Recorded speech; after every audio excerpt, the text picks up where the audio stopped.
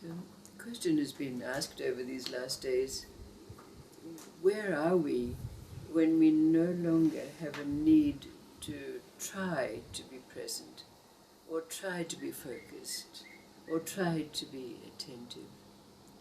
And there are three little stories that individually make their point, but when we put them together as a chemistry, they have the possibility of answering this question for us.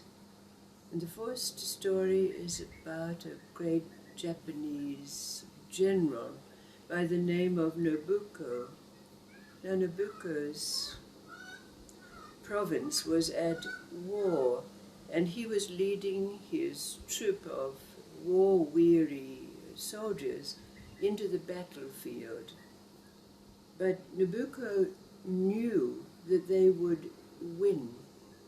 But on the road to the battlefield, there was a Shinto temple. And whilst Nobuko's troop knew that they were vastly outnumbered by the enemy soldiers, they were in fear.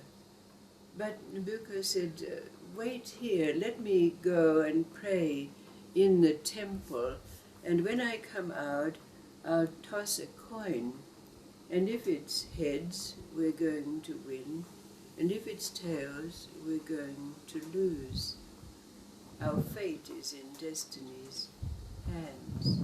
So Nobuko went into the Shinto temple, and after giving up a prayer, he came out and he took out his coin and tossed it in the air, and it came up heads.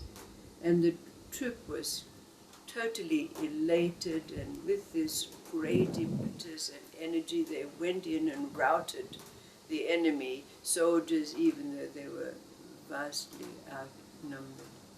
And after the battle, Nobuko's aide-de-camp, we'll call him, said to Nobuko, "Oh, you see, no one can go against the way of destiny."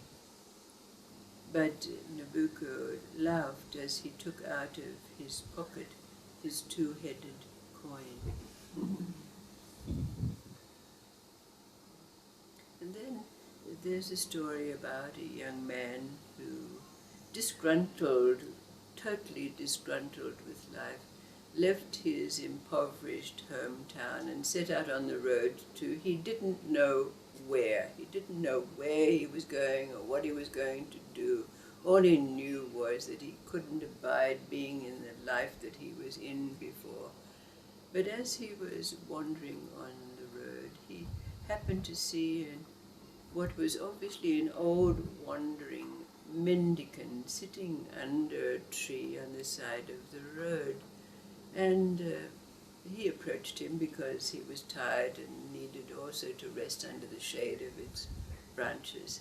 So after giving each other the usual greetings, the old mendicant invited the young man to sit down and join him because he had a few dates in his hand and was happy to share them with the young man, and asking the young man where he was going, and he just said, "I don't know where I'm going, I don't know what life is about."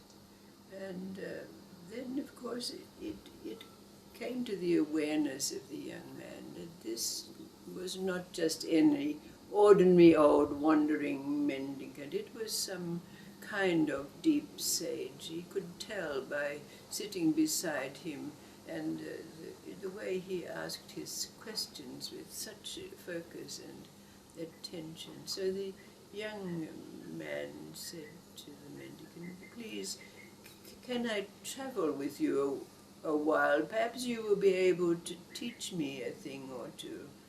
And the old mendicant said, "Well, I can't teach you anything at all, but you're welcome to travel with me as far and as long as you wish."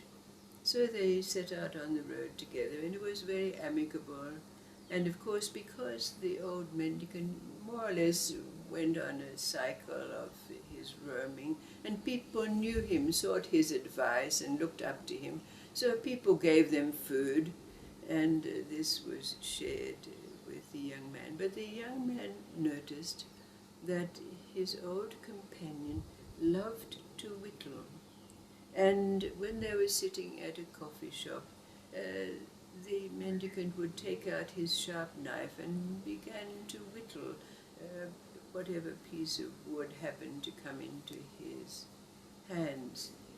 One day, as they were walking, the young man noticed a piece of dry wood on the side of the road and picked it up and took it back to his companion and said, "Well, I found this piece of wood. Perhaps you would like to use it to whittle as you will." And so the old mendicant, when they sat under a tree or at the coffee shop, he would have his sharp knife and whittle away at the piece of wood that was getting smaller and smaller. And the young man himself would ask his companion, well, what are you whittling? And the old man would say, "Well, I don't know, something will come along." And even in the coffee shops, people would ask the mendicant, well, what are you whittling? And he would say, "Well, I don't really know, it will be revealed." So they went on their travels, and the piece of wood was getting smaller and smaller till it was about the size of a walnut. And then one day, when they were sitting outdoors at a coffee shop in some village, along down the road came a young mother carrying a crying baby on her hips, but she also had on her head one of those baskets filled with fruit. She was obviously making her way to the marketplace, and the child was very upset and crying. But as she was passing, the wandering mendicant got up with his piece of wood and said, "Daughter, wait just a moment." And when he approached her, he immediately popped the piece of wood into the baby's mouth, and the baby stopped crying and started to suckle away on this piece of wood so contentedly. And then the woman went on her way, and the wandering mendicant came back to the table and said to his companion and those who were around, "You see, unbeknownst to me, I was whittling a baby's comforter." The third story is about that monk who was also a great swordsman. Edo, he was called. One day, Edo had to take a ferry boat across a wide river, but after he'd settled himself with the other passengers on the ferry boat, a rogue samurai jumped onto the ferry and, lording it over, everyone demanded a seat. And as the ferry took off, the rogue monk noticed Edo and the swords that he had by his side, even though he was wearing a monk's robe. And the rogue samurai, being as a rogue samurai, immediately challenged Edo. "Who are you? What school do you come from?" And Edo very calmly replied, "I come from the school of winning without trying." "Oh, never heard of it," said the rogue monk. "Anyway, I challenge you. Look, you've got those swords by your side. What are they for?" And Edo responded very calmly that these were not swords of battle. They were the swords of discrimination and awareness of... rubbish, rubbish. I challenge you right now." And the rogue samurai was about to take out his sword and go into fight with Edo. Edo said, "No, we cannot fight here with all of these people on board. It's too dangerous. Wait, wait, wait." And so, as it happened, they were coming to that part in the river where there was a little island. So Edo instructed the ferryman to pole the ferry over towards the little island. And when they came and the ferry was just about to go up onto the beach, of course the rogue samurai, ready for a fight, he jumped out onto the island and said, "Come on, I'm going to fight with you now." But instead of jumping out of the boat, Edo instructed the ferryman to pole the boat away from the island, and the rogue samurai shouting, "Where are you going? What are you doing?" And Edo said, "This is the way of winning without trying."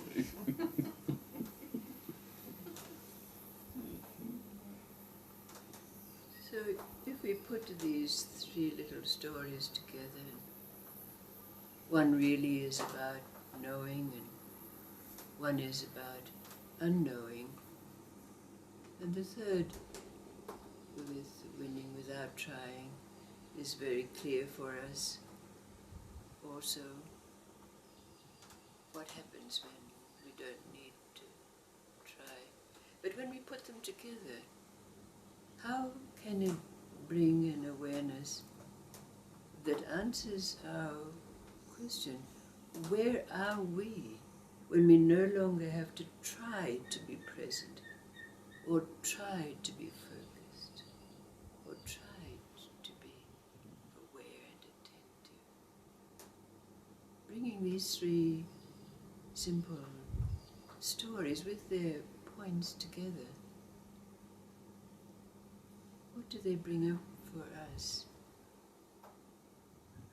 in answer to our question, where are we?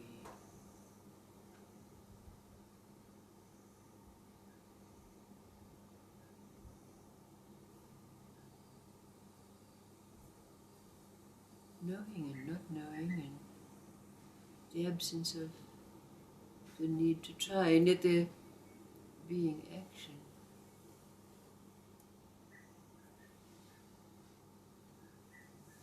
How does it answer our question?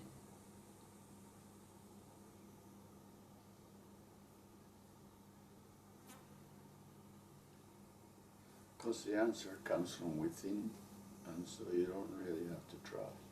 Yes.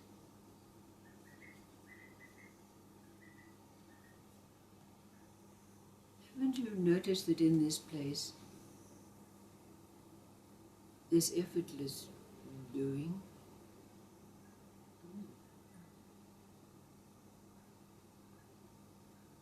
What have you noticed? Like the incidents with the book. So you're not even thinking.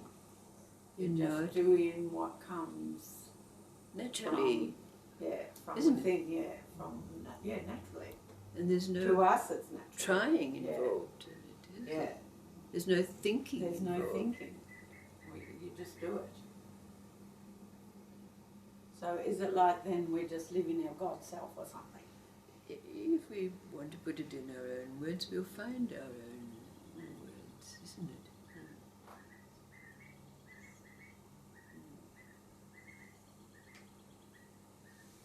It's an interesting question, that